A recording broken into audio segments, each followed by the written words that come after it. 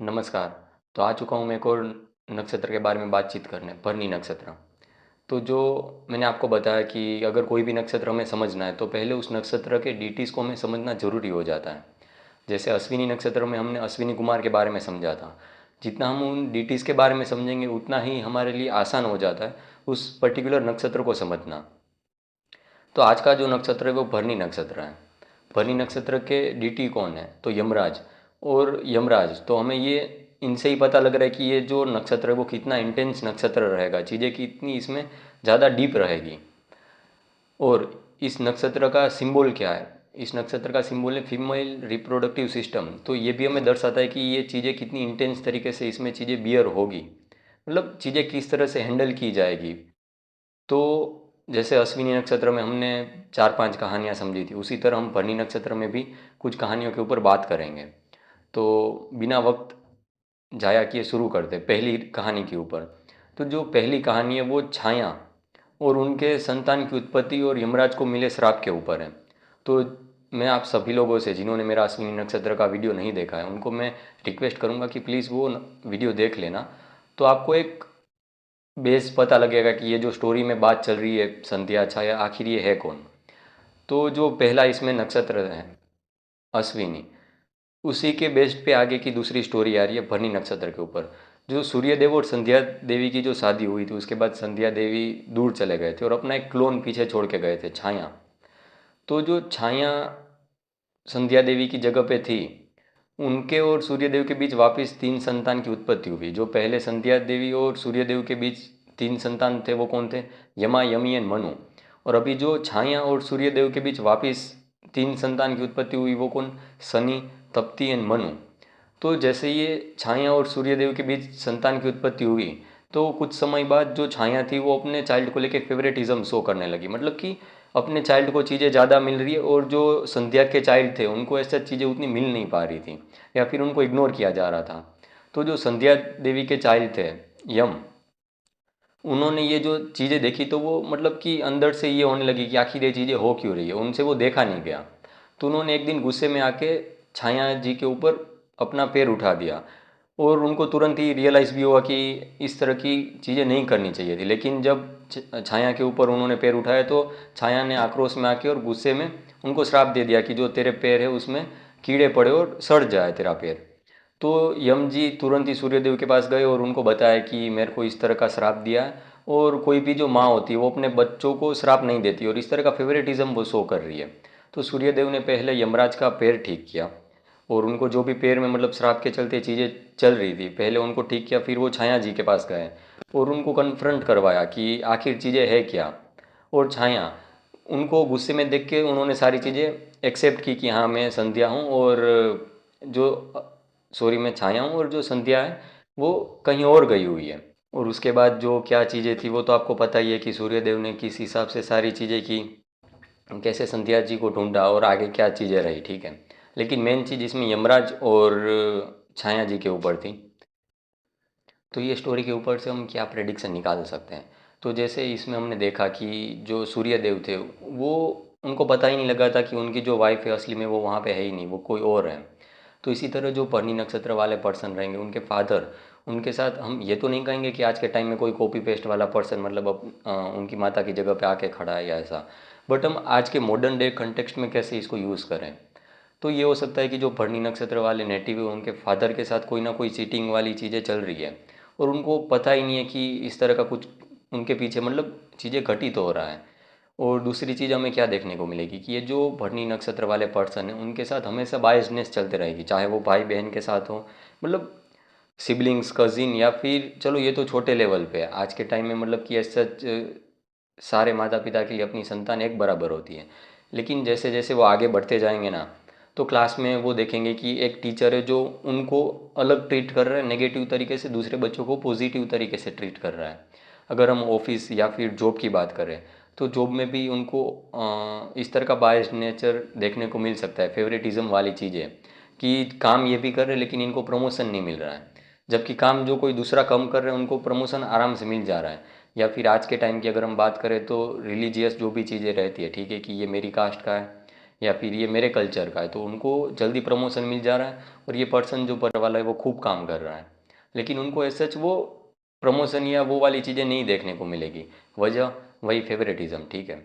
उसके अलावा तीसरी चीज़ हमें क्या देखने को मिलेगी, ये जो पर्सन रहेगा ना वो झूठ या अन्याय के खिलाफ जैसे ही आवाज़ उठाएगा तो तुरंत ही उसको बैकलेसिस देखने को मिलेंगे। मतलब अगर कुछ स्कैम चल रहा है या वो जो भी चीज़ें चल रही है उसके खिलाफ आवाज़ उठाते ही तुरंत ही उनको पनिशमेंट मिल सकती है।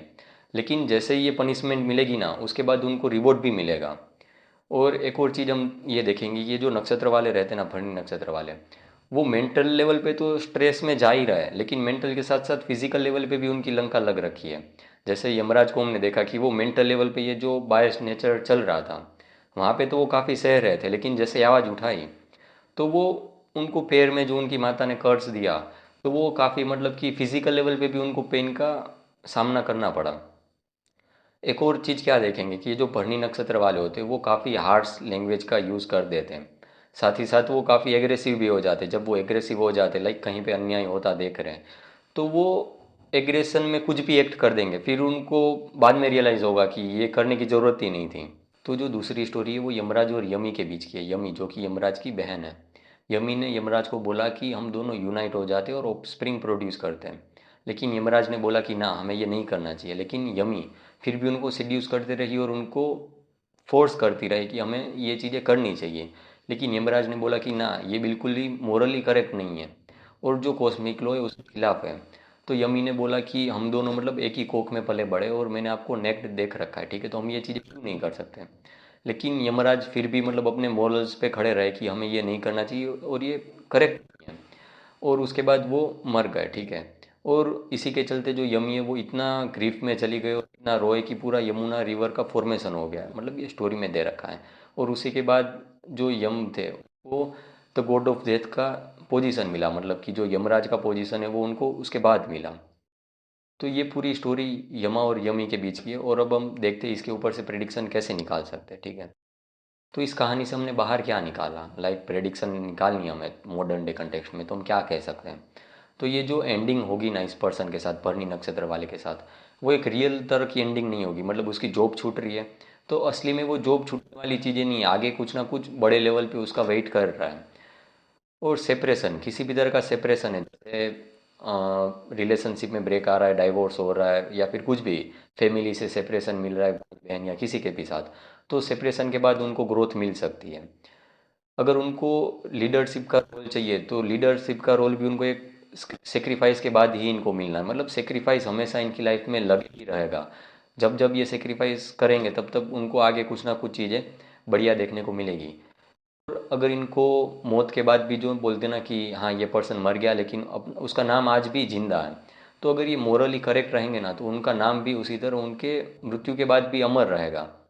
और एक और चीज़ इनको ध्यान रखनी है कि मोरली इनको बहुत सही रहना है। हमेशा इनके पास ऐसी ऑप्शन या फिर जो बोले ना कंडीशन आएगी कि इनके पास चॉइस रहेगी कि मोरली जाए या फिर अनैतिक चीज़ें अपनाए, ठीक है।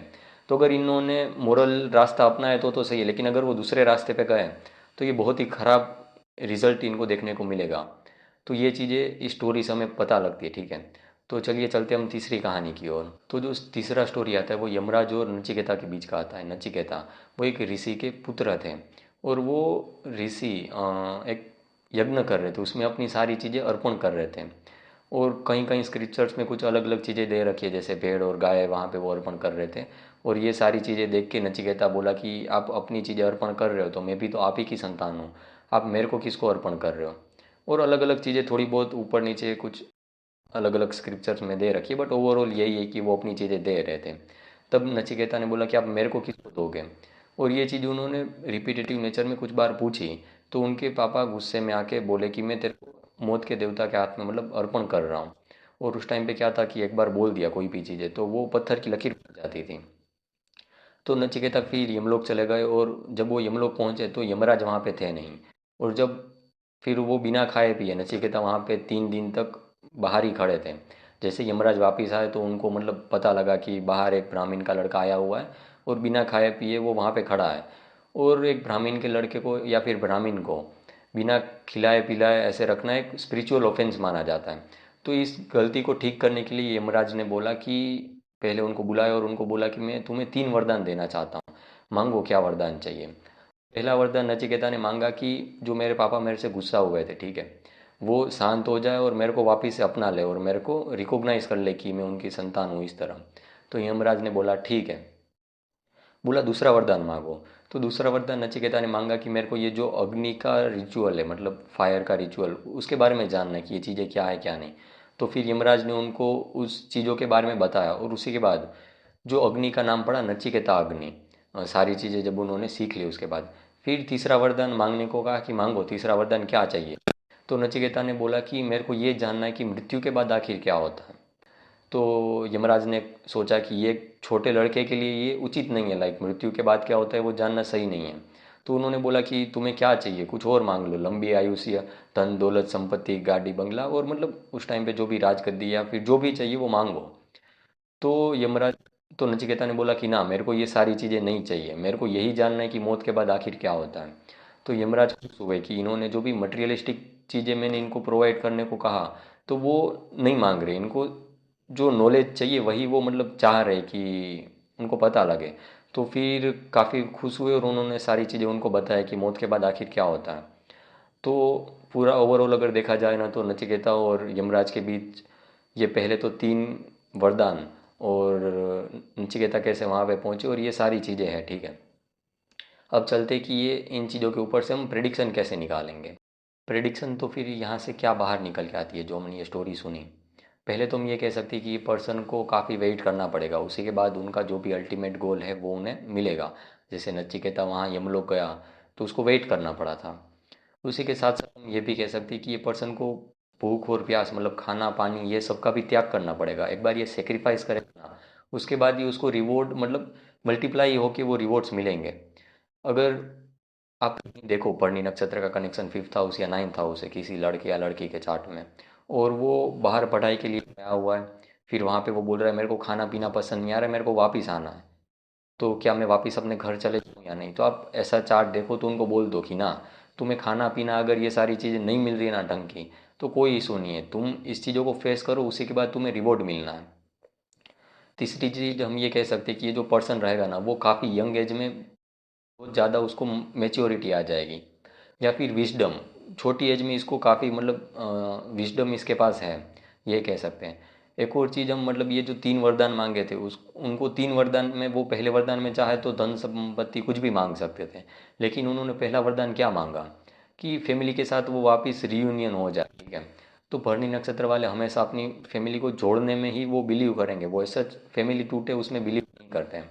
मतलब उनका प्रयास यही रहेगा कि चाहे कुछ भी हो जाए फैमिली एकजुट रहे। दूसरा चीज़ क्या कह सकते हैं कि इनके पास हमेशा ऑप्शन रहेंगे। जैसे पिछली हमने जो 2-3 कहानियाँ सुनी, ठीक है, उसमें भी उनके पास ऑप्शन आ रहे थे। तो भरणी नक्षत्र में हमेशा ऑप्शंस आते रहेंगे।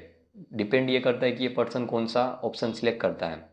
तीसरी चीज़ क्या होती है कि तीसरी चीज़ ये देखने को मिलेगी कि मटेरियलिस्टिक थिंग्स इनको अपनी तरफ काफ़ी आकर्षित करेगी। मतलब इनका अल्टीमेट गोल कुछ है, वहाँ पहुँचने से पहले इनको मटेरियलिस्टिक थिंग्स मिलने लगी। लेकिन एक बार वो मटेरियलिस्टिक थिंग्स के पीछे भागने लगे ना, तो उनका जो अल्टीमेट गोल है वो ख़त्म हो जाएगा। तो हमेशा ध्यान यही रखना है कि मटेरियलिस्टिक थिंग्स जो उनको टेम्प्ट कर रही है उसके पीछे नहीं जाना है, अपना अल्टीमेट गोल याद रखना है। तो चलिए शुरू करते हैं अगली स्टोरी कि नेक्स्ट स्टोरी क्या बताती है। तो चौथा स्टोरी आता है यहाँ पे रावण और यमराज के बीच का। रावण, उसके बारे में आप सभी लोग जानते ही होंगे कि रावण को कैसे ब्रह्मदेव से वरदान मिला था कि ना तुम्हें कोई देव मार सकता है, ना दानव, ना कोई अस्त्र या ना ही कोई शस्त्र। तो उसी के चलते रावण जो अहंकार में मतलब कि इतना गुम हो गया था कि वो यमलोक, मतलब मौत के ऊपर भी वो विजयी पाने की मंशा से यमलोक की तरफ आक्रमण करने के लिए चल गया। तो यमराज को जब ये पता लगा तो वो भी उनसे लड़ने के लिए तैयार थे, और वो डरे नहीं थे सच कि बैक स्टेप नहीं लिया था, वो लड़ने के लिए तैयार थे। अपना काल दंड मतलब पास, जो आप हम लेमन लैंग्वेज में बात करें तो जो रस्सी जिससे मतलब कि किसी की भी मौत हो सकती है, ऐसा हथियार कि एक बार किसी के ऊपर चल गया तो उसकी मृत्यु निश्चित है, वो लेके रेडी थे। तभी ब्रह्मदेव वहाँ पे आए और उन्होंने उनको रोका और बोला कि अगर तुम इनको काल दंड से अगर मारोगे तो फिर जो मैंने इसको वरदान दिया है वो निष्फल जाएगा, ठीक है। तो फिर ब्रह्मदेव की इंटीग्रिटी और उनका मान रखने के लिए फिर वो वहाँ से कौवे का रूप लेके एस्केप कर गए। तो ये पूरी स्टोरी थी रावण और यमराज के बीच की। तो हम देखते हैं कि इसके ऊपर से हम प्रेडिक्शन कैसे निकाल सकते हैं। पहली चीज़ तो हम ये कहेंगे कि ये पर्सन किसी से डरेगा नहीं है सच। लाइक जहाँ पे भी धर्म की बात आएगी वो हमेशा डट के खड़ा रहेगा। जैसे मतलब यमराज वो रावण के खिलाफ लड़ने के लिए तैयार थे, सच मतलब वो डरे नहीं थे। दूसरी चीज़ हम ये कहेंगे कि इस पर्सन के अंदर पेशेंस काफ़ी ज़्यादा रहेगा। और एक और चीज़ कि वो बड़े लोग मतलब जो बड़े होते हैं उनका वो मान और सम्मान करेगा। जैसे मतलब ब्रह्मदेव ने आके उनको रोका तो वो रुक गए, और उनको मना बोला कि इस तरह तुम मत करो। तो वहाँ पे वो यमराज रुक गए थे, वरना वो चाहते तो वो वहाँ पे वो कंटिन्यू कर सकते थे अपनी फाइट, क्योंकि उनके पास वो पोटेंशियल था। तो इसी तरह हम ये कह सकते हैं कि इस पर्सन के अंदर पोटेंशियल बहुत ज़्यादा होगा, लेकिन किसी और के रोकने के चलते ये रुक जाएंगे सर, मतलब कि अपना पोटेंशियल का वो यूज़ नहीं करेंगे। इसी तरह एक दो कहानियाँ और है, कहानी तो नहीं बोलेंगे लेकिन कुछ चीज़ें हैं। जैसे युधिष्ठिर, पांच पांडव में जो सबसे बड़े थे, उनको यमराज की संतान माना जाता है। तो ये पर्सन काफ़ी मतलब कि युधिष्ठिर से रिलेटेड रहेंगे, लाइक उनके जैसे। जैसे कि धर्म के खिलाफ कुछ भी हो रहा है तो वो धर्म के उचित ही होनी चाहिए सारी चीज़ें, उस चीज़ों का ये ध्यान रखेंगे, ठीक है। और यमराज के पास हमेशा एक पर्सन था जो उनकी सारी चीज़ों का मतलब देखभाल करता है, चित्रगुप्त। तो उसी तरह ये पर्सन जो भी भरनी नक्षत्र वाला रहेगा, उसके पास कोई ना कोई ऐसा पर्सन रहेगा जो मतलब उनकी सारी चीज़ें मैनेज कर रहा है, सारे लेखे जोखे रख रहा है, ठीक है। तो ये सारी चीज़ें हमने देखी, स्टोरी, और उसके ऊपर से हम प्रेडिक्शन कैसे निकालें और उसका कैसे हम यूज़ कर सकते हैं, क्या चीज़ों का ध्यान रखना चाहिए, क्या चीज़ें नहीं करनी चाहिए, और करनी चाहिए तो वो कैसे करनी चाहिए, ये सारी चीज़ें हमने सीखी, ठीक है। अगर आप लोग चाह रहे हो कि मैं हर 9 ग्रहों का, हर एक नक्षत्र के ऊपर वीडियो बनाऊं अलग से, तो मेरे को कमेंट करो। और मैं कोशिश करूँगा कि ये जो वीडियो है मतलब पूरी सीरीज़ हर एक 27 नक्षत्र की और उसकी स्टोरी के साथ वो बिना रुके मैं कंप्लीट करूँ, ठीक है। लेकिन एक चीज़ मैं आपसे चाहूँगा कि अगर आपको इम्प्रूवमेंट की ज़रूरत हो मेरे अंदर तो आप मेरे को बताओ। आई विल मेक श्योर कि मैं वो चेंज आपको नेक्स्ट वीडियो में करके दिखाऊंगा। जैसे मेरे को पिछले वीडियो में बताया था कि स्टोरी पहले और सारी प्रेडिक्शन बाद में करते हो तो वो कंफ्यूजिंग हो जाता है। स्टोरी उसके बाद प्रेडिक्शन, फिर स्टोरी और फिर प्रेडिक्शन, वैसे करने पे हमें ज़्यादा सही से समझ आएगा। तो मैंने इस वीडियो में यही करने का प्रयास किया है कि स्टोरी उसके बाद प्रेडिक्शन, ठीक है। तो अगर आप भी कोई किसी भी तरह का इम्प्रूवमेंट चाह रहे हो तो आप मेरे को बताओ, और मैं ओपन हूँ कोई भी तरह का इम्प्रूवमेंट करने के लिए। तो आज के लिए वीडियो में इतना ही था, और कोशिश करूँगा कि मैं इस नक्षत्र का हर 12 भाव में कैसे इफेक्ट पड़ता है उसके ऊपर भी अलग से वीडियो बनाऊँ। तो जो भी आपका रिकमेंडेशन हो मेरे को बताओ प्लीज़, ठीक है। तो तब तक के लिए धन्यवाद, मिलते हैं अगले वीडियो में। अलविदा।